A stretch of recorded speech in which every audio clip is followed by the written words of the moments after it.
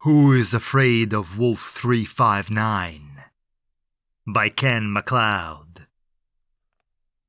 When you're as old as I am, you'll find your memories not what it was. It's not that you lose memories. That hasn't happened to me or anyone else since the Paleocosmic era, the old space age, when people lived in caves on the moon. My trouble is that I've gained memories, and I don't know which of them are real. I was very casual about memory storage back then. I seem to recall. This could happen to you too, if you're not careful. So be warned.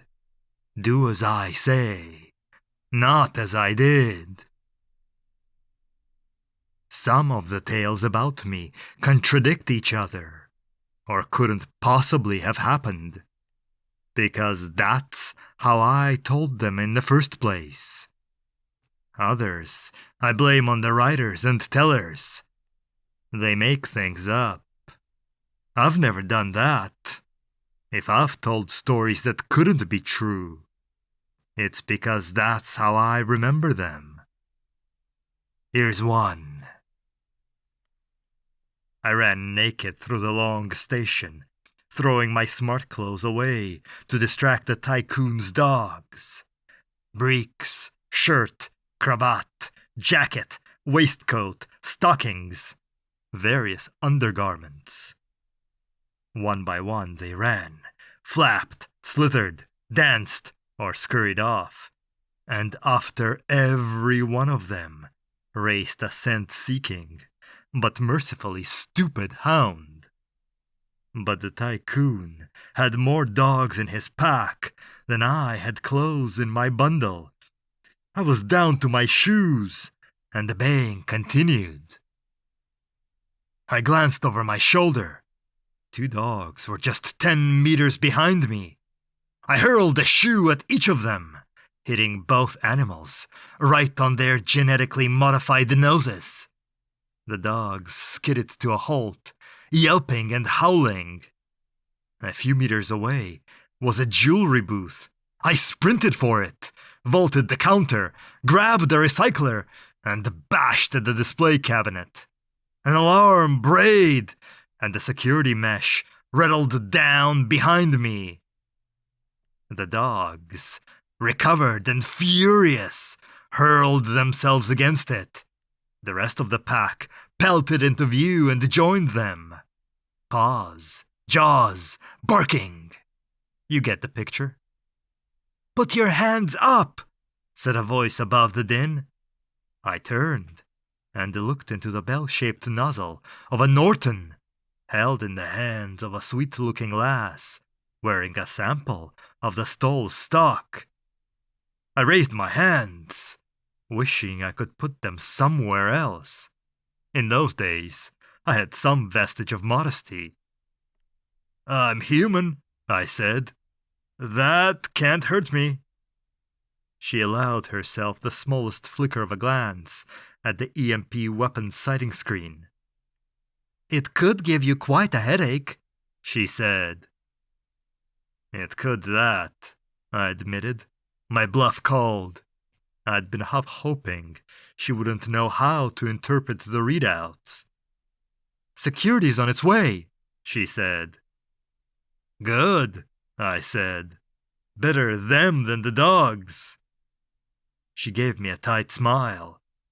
"Trouble with the tycoon?" "Yes," I said. "How did you guess?" "Only the owner of the station could afford the dogs," she said. "Besides," she blinked twice, slowly. "I suppose you're right," I said. "Or serving girls." The stall-keeper laughed in my face. "All this for a servant? Wasn't it her ladyship's bedroom window you jumped out of?" I shuddered. "You flatter me," I said. "Anyway, How do you know about... She blinked again. It's on the gossip channels already. I was about to give a heated explanation on why that time-wasting rubbish wasn't among the enhancements inside my skull. Thank you very much. When the goons turned up, sent the dogs skulking reluctantly away, and took me in. They had the tape across my mouth before I had a chance to ask the storekeeper her name, let alone her number. Not, as it turned out, that I could have done much with it, even if I had. But it would have been polite. The charge was attempting to willfully evade the civil penalties for adultery. I was outraged. Bastards! I shouted, screwing up the indictment and dashing it to the floor of my cell. I thought polygamy was illegal. It is, said my attorney, scooping to pick up the flimsy. In civilized jurisdictions. He smoothed it out. But this is Long Station 1. The tycoon has privileges. That's barbaric, I said. It's a relic of the moon caves, he said. I stared at him. No, it isn't, I said. I don't remember. I caught myself just in time, reading about anything like that. He tapped a slight bulge on his cranium. That's what it says here. Argue with the editors, not with me. All right, I said. A second complaint rose to the top of the stack. She never said anything about being married. Did you ask her? Of course not, I said. That would have been grossly impolite. In the circumstances, it would have implied that she was contemplating adultery. I see, he sighed. I'll never understand the ethics, if that's the word, of you young gallants. I smiled at that. However, he went on, that doesn't excuse you for ignorance of the law. How was I to know the tycoon was married to his wenches? Or custom. There is an orientation pack, you know. All arrivals are deemed to have read it. Deemed, I said. Now there's a word that just about sums up everything that's wrong about... You can forgo counsel if you wish. I raised my hands. No, please, do your best. He did his best. A week later, he told me he'd got me off with a fine, plus compensation. If I borrowed money to pay the whole sum now, it would take 257 years to pay off the debt. I had other plans for the next 257 years. Instead, I negotiated a one-off advance fee to clean up Wolf 359, and used that to pay the court and the tycoon. The experimental civilization around 359, a limited company, had a decade earlier gone into liquidation, taking 10 billion shareholders down with it. Nobody knew what it had turned into. Whatever remained out there had been off limits ever since, and would be for centuries to come, unless someone went in to clean it up. In a way, the Wolf 359 situation was the polar opposite of what the civil worlds had hitherto had to deal with, which was habitats, networks, sometimes whole systems, going into exponential intelligence enhancement, what we called a fast burn. We knew how to deal with a fast burn. Ignore it for 5 years, and it goes away. Then send in some heavily firewalled snoop robots to pick over the wreckage for legacy hardware. sometimes you get a breakout, where some of the legacy hardware reboots and starts getting ideas above its station. But that's a job for the physics team. A civilizational implosion was a whole different volley of nukes. Part of the problem was sheer nervousness. We were too close, historically, to what had happened on the moon's primary to be altogether confident that we wouldn't somehow be sucked in ourselves. Another part of it was simple economics. The job was too long-term and too risky to be attractive, given all the other opportunities available to anyone who wasn't completely desperate. Into that vacancy for someone who was completely desperate, I wish I could say I stepped. In truth, I was pushed. Even I was afraid of Wolf 359. An astronomical unit is one of those measurements that should be obsolete, but isn't. It's no more or less arbitrary than a light year. All our units have origins that no longer mean anything to us. We measure time by what was originally a fraction of one axial rotation, and space by a fraction of the circumference of the moon's primary. An AU was originally the distance between the moon's primary and its primary, the sun. These days, it's usually thought of as the approximate distance from a G-type star to the middle of the habitable zone, about 150 million kilometers. The long tube, which the long station existed to shuttle people to and from, and generally to maintain, was 180 astronomical units long, 27,000 million kilometers. Or, to put it in perspective, one light day. From the shuttle, it looked like a hairline crack in infinity, but it didn't add up to a mouse's whisker in the Oort. It was aimed straight at Sirius, which I could see as a bright star with a fuzzy green haze of habitats. I shivered. I was about to be frozen, placed with the rest of the passengers on the next needle ship out, electromagnetically accelerated for months at 30 G to relativistic velocities in the long tube, hurled across 6.4 light years, decelerated in Sirius's matching tube, accelerated again to Procyon, then to Lalande 21185, and finally sent on a fast clipper to Lalande's next-door neighbor and fellow red dwarf, Wolf 359.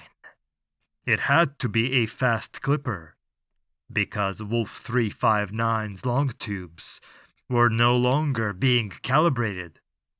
And when you're aiming one long tube across light years at the mouth of another, calibration matters. A fast clipper, in fact, painfully slow, the name a legacy of pre-tube times, when 0.1 C was a fast clip, also has calibration issues. Pushed by laser, decelerated by laser reflection from a mirror shell deployed on nearing the target system.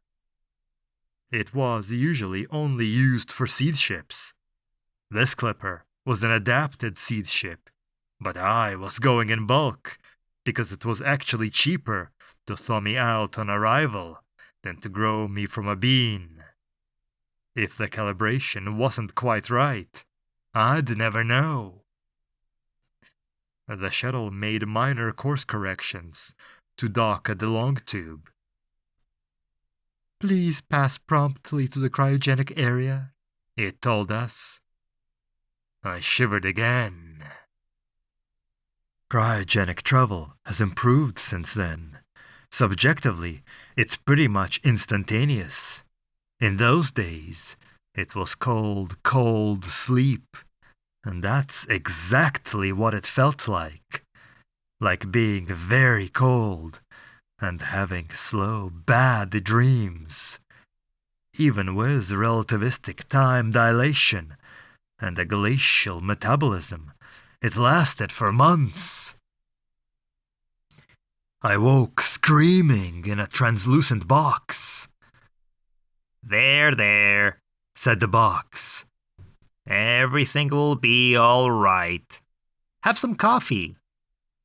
The lid of the box extruded a nipple toward my mouth. I screamed again. Well, if you're going to be like that, said the box.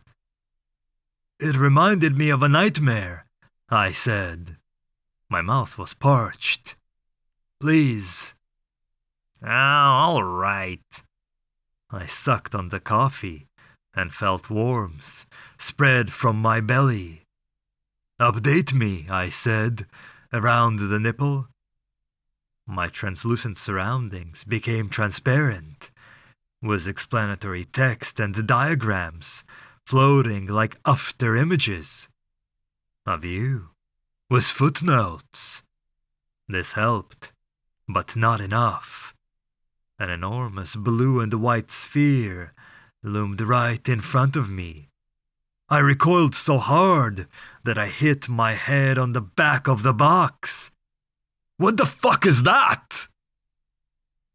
A terraformed terrestrial, said the box. Please, do try to read before reacting. Sorry, I said.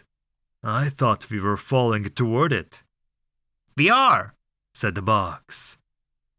I must have yelled again. Read before reacting, said the box. Please. I turned my head as if to look over my shoulder. I couldn't actually turn it that far, but the box obligingly swirled the view. The red dwarf lurked at my back, apparently closer than the blue planet. I felt almost relieved. At least, Wolf 359 was where I expected it. According to the view's footnotes, nothing else was, except the inactive long tubes in the wispy remnant of the cometary cloud, 12 light hours out. No solar orbit microwave stations, not even the hulks of habitats. No asteroids, no large cometary masses, and a planet, something that should not have been there, was. I didn't need the explanatory text to make the connection. Every scrap of accessible mass in the system had been thrown into this gaudy reconstruction. The planet reminded me of pictures I'd seen of the moon's primary, back when it had liquid water. The most recent information, inevitably a decade out of date, came from Lalande 21185. Watching what was going on around Wolf 359 was a tiny minority interest, but in a population of 100 billion, that can add up to a lot. Likewise, the diameter of Lalande's habitat cloud was a good deal smaller than an astronomical unit, but that still adds up to a very large vertical telescope. Large enough to resolve the weather patterns on the planet below me, never mind the continents. The planet's accretion had begun before I set off, apparently under deliberate control, and the terraforming had been completed about 50 years earlier, while I was en route. It remained raw, lots of volcanoes and earthquakes. but habitable. There was life, obviously, but no one knew what kind. No radio signals had been detected, nor any evidence of intelligence, beyond some disputably artificial clusters of lights on the night side. "Well, that's that," I said. "Problem solved. The system's pretty much uninhabitable now, with all the mass and organics locked up in the planet. But it may have tourist potential. No threat to anyone. Call in a seed ship. They can make something of what's left of the local Kuiper belt and get the long tubes back on stream. Wake me up when it's over." "That is very much not it," said the box. "Not until we know why this happened. Not until we know what's down there." "Well, send down some probes." "I do not have the facilities to make firewalled snoop robots," said the box. "And other probes could be corrupted. My instructions are to deliver you to any remnant of the Wolf 359 civilization, and that is what I shall do." It must have been an illusion, given what I could read of our velocity. But the planet seemed to come closer. "You're proposing to dock? To land? On that object?" "Yes." "It has an atmosphere. We'll burn up. And then crash." "The remains of our propulsion system can be adapted for area braking," said the box. "That would have to be ridiculously finely calculated." "It would," said the box. "Please, do not distract me." Call me sentimental, but when the box's Turing functionality shut down to free up processing power for these ridiculously fine calculations, I felt lonely. The orbital insertion took 14 hours. I drank hot coffee and sucked from another nipple some tepid but nutritious and palpable glop. I even slept, in my first real sleep for more than half a century. I was awakened by the jolt as the box spent the last of its fuel and reaction mass on the Clipper's final course correction. The planet was a blue arc of atmosphere beneath me, the interstellar propulsion plate a heat shield in front, and the deceleration shell a still folded drogue behind me. The locations were illusory. Relative to the Clipper, I was flat on my back. The first buffeting from our passage through the upper atmosphere coincided with an increasing sense of weight. The heat shield flared. Red-hot air rushed past. The weight became crushing. The improvised heat shield abraded, then exploded. Its parts flicked away behind. The drogue deployed with a bang and a jolt that almost blacked me out.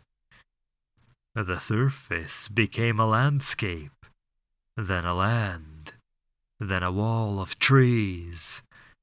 The Clipper sliced and shuddered through them, for seconds on end of crashing and shaking. It plowed a long furrow across green-covered soil and halted in a cloud of smoke and steam. "That was a landing," said the box. "Yes," I said. "You might have tried to avoid the trees." "I could not," said the box. "Phyto-braking was integral to my projected landing schedule." "Phyto-braking," I said. "Yes. Also, the impacted cellulose can be used to spin you a garment." That took a few minutes.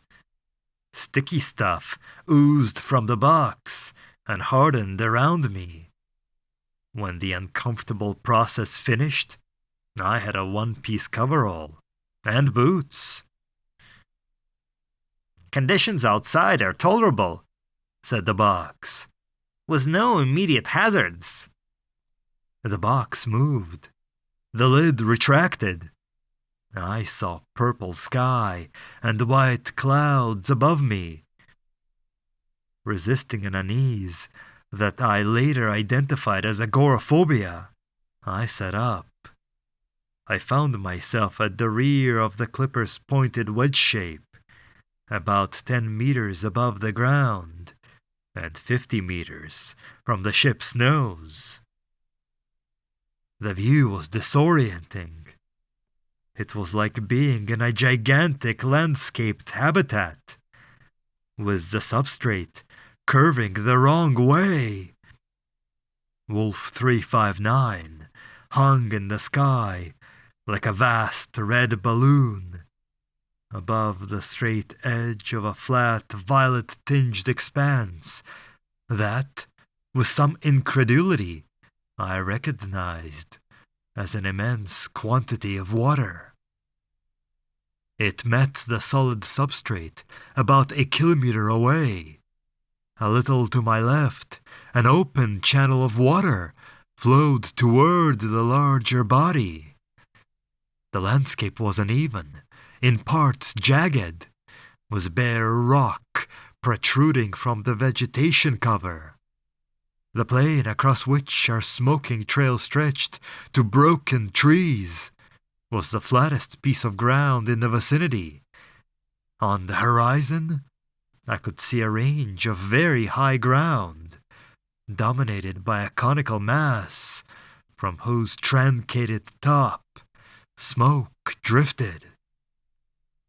The most unusual and encouraging feature of the landscape, however, was the score or so of plainly artificial and metallic, gnarly lumps scattered across it.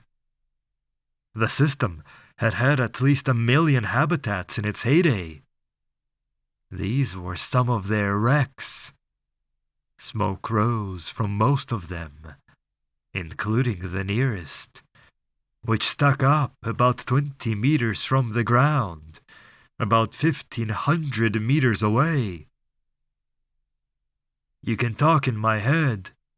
I asked the ship. "You can see what I see?" "Yes," it said, "in my head." I climbed down and struck out across the rough ground.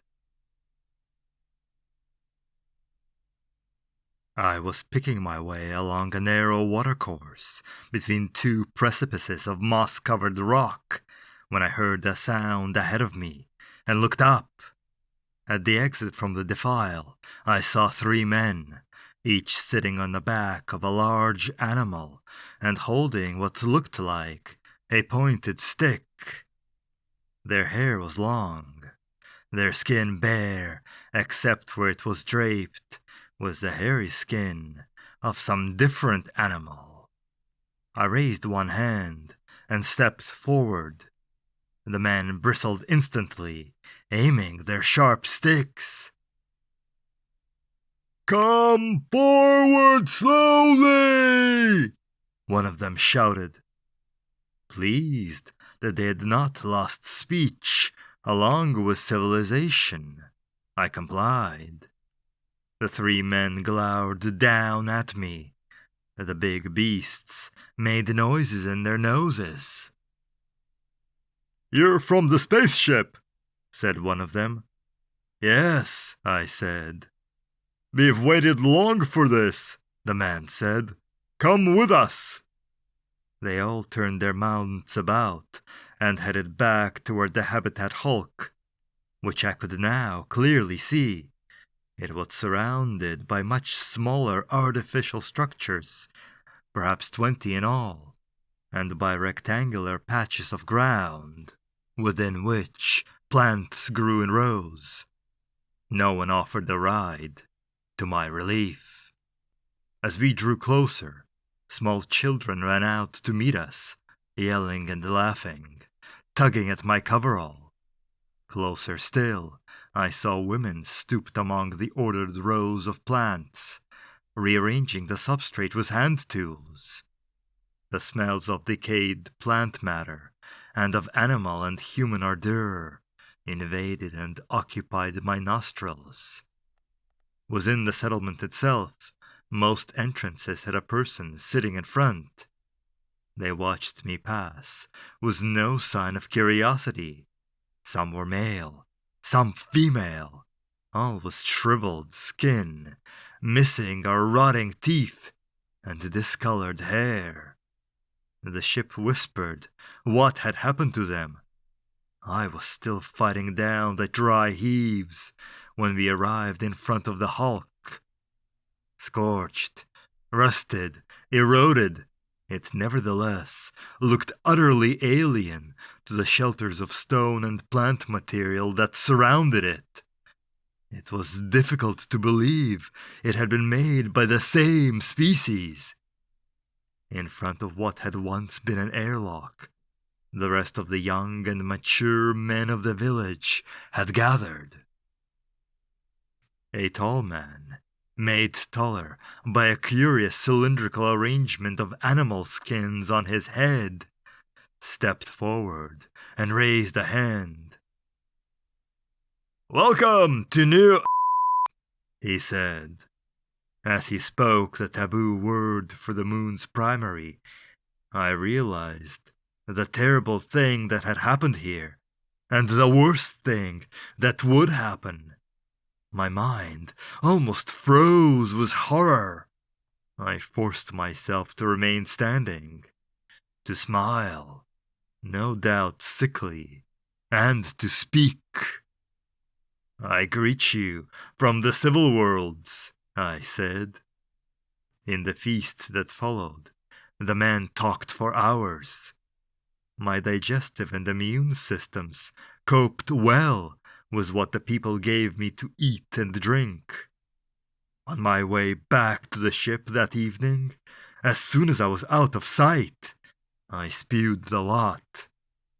But it was what my mind had assimilated that made me sick, and sent me back, sorry, to the ship.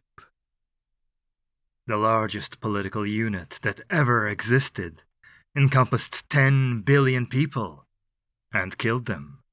Not intentionally, but the runaway snowball effect that iced over the planet can, without doubt, be blamed on certain of the world states' well-intentioned policies. The lesson was well taken.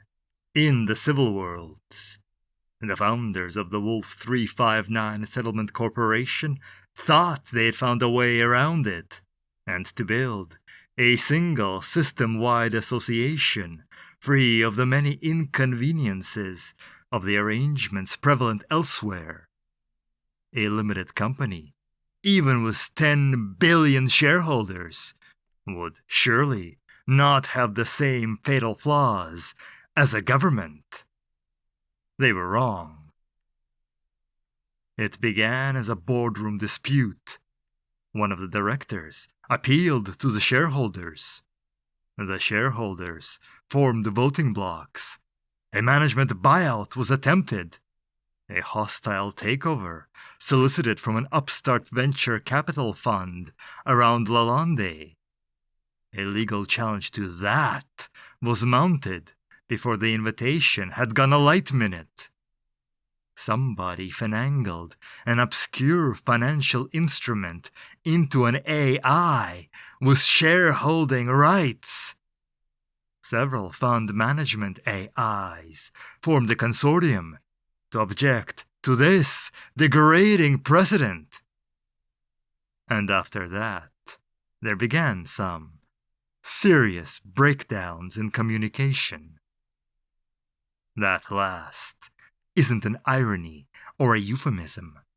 In a system-wide unit, sheer misunderstanding can result in megadeaths. And here, It did.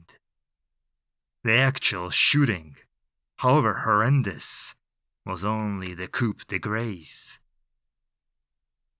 Towards the end of the downward spiral was grief, hate, and recrimination crowding what communication there was. Someone came up with an idea that could only have appealed to people driven half mad.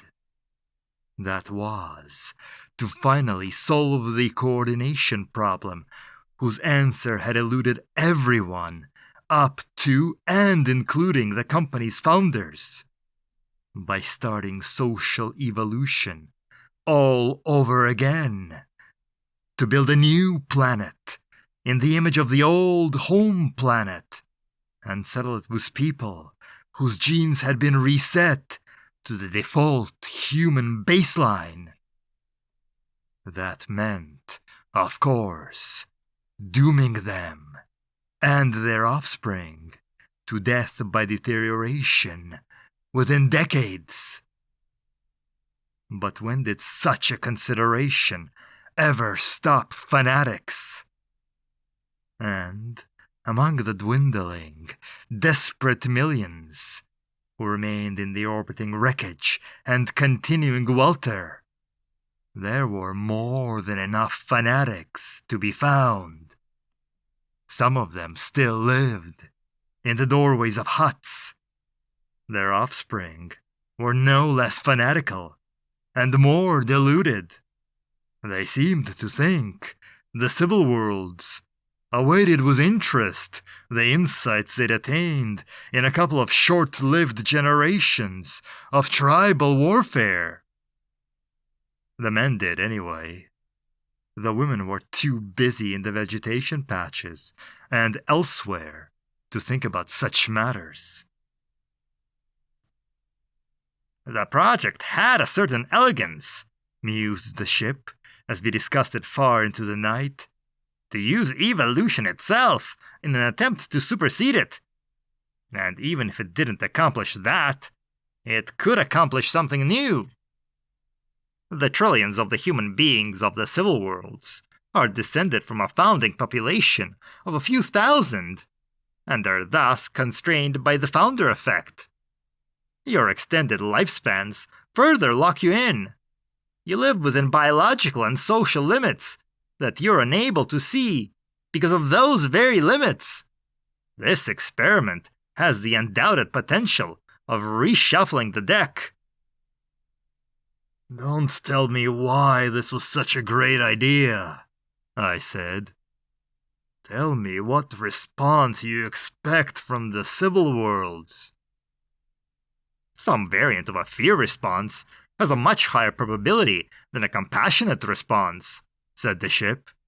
This planetary experiment will be seen as an attempt to work around the accidental but beneficial side effects of the bottleneck humanity passed through in the moon caves to emerge in polyarchy. The probability of harm resulting from any genetic or mnemonic mutation that would enable the founding of successful states on a system-wide scale, or wider, is vastly greater than the benefits from the quality-adjusted life years of the planet's population. And simply to leave this planet alone would, in the best case, lay the basis for a future catastrophe engulfing a much larger population, or, in the worst case, allowed to become an interstellar power, which would, on the assumptions of most people, result in catastrophes on a yet greater scale. The moral calculation is straightforward. That's what I thought, I said. And our moral calculation, I suppose, is to decide whether to report back. That decision has been made, said the ship. I left some microsatellites in orbit, which have already relayed our discoveries to the still functioning transmitters on the system's long station. I cursed ineffectually for a while. How long have we got? The ship took an uncharacteristic few seconds to answer. That depends on where and when the decision is made. The absolute minimum time is at least a decade, allowing for transmission time to Lalande and assuming an immediate decision to launch relativistic weapons, using their long tubes as guns. More realistic estimates, allowing for discussion and the decisions being referred to one of the larger and more distant civilizations. Give a medium time of around 5 decades. I would expect longer, given the gravity of the decision and the lack of urgency. Right, I said. Let's give them some reason for urgency. You've just reminded me that there's a long tube in this system, not calibrated to take or send to or from other tubes. I fail to see the relevance, said the ship. You will, I told it. You will. The following morning, I walked back to the settlement and talked with the young man for a long time. When I returned to the ship, I was riding, most uncomfortably, on the back of an animal. I told the ship what I wanted. The ship was outraged, but, like all seed ship AIs, it was strongly constrained. Nobody wants to seed a system with a fast burn. The ship did what it was told. 2 years later, belated meteor impact, the tall young man who'd greeted me, was king of an area of several thousand square kilometers. The seed ship's bootstrapped nanofactories were turning substrate into weapons and tools, and vegetation cellulose into clothes and other goods for trade. A laser launcher to send second-generation seed ships into the sky was under construction. A year later, the first of them shot skyward. 5 years later, some of these ships reached the remnant cometary cloud and the derelict Long Station. 10 years after I'd arrived, we had a space elevator. Belated meteor impact ruled the continent, and his fleets were raiding the other continents' coasts. Another 5 years, and we had most of the population of New Earth up the elevator and into orbital habitats. Our long tube was being moved frequently and unpredictably, with profligate use of reaction mass. By the time the relativistic weapon from Procyon smashed New Earth, 37 years after my arrival, we were ready to make good use of the fragments to build more habitats and more ships. My space admiral, belated meteor impact II, was ready too, was what we now called the Long Gun. Lalande capitulated at once. Ross 128, after a demonstration of the Long Gun's power. Procyon took longer to fall. Sirius sued for peace, as did the solar system. Whereupon, we turned our attention outward, to the younger civilizations, such as your own. We now conquer with emissaries, rather than ships and weapons. But the ships, and the long guns, are there. You may be sure of that. As an emissary of the Empire, I give you my word. As for myself, I was the last survivor of the government of Earth, a minor functionary stranded on the moon during a routine fact-finding mission when the sudden onset of climate catastrophe froze all life on the primary. How I survived in the anarchy that followed is a long story. And another story. You may not have heard it, but that hardly matters. You'll have heard of me.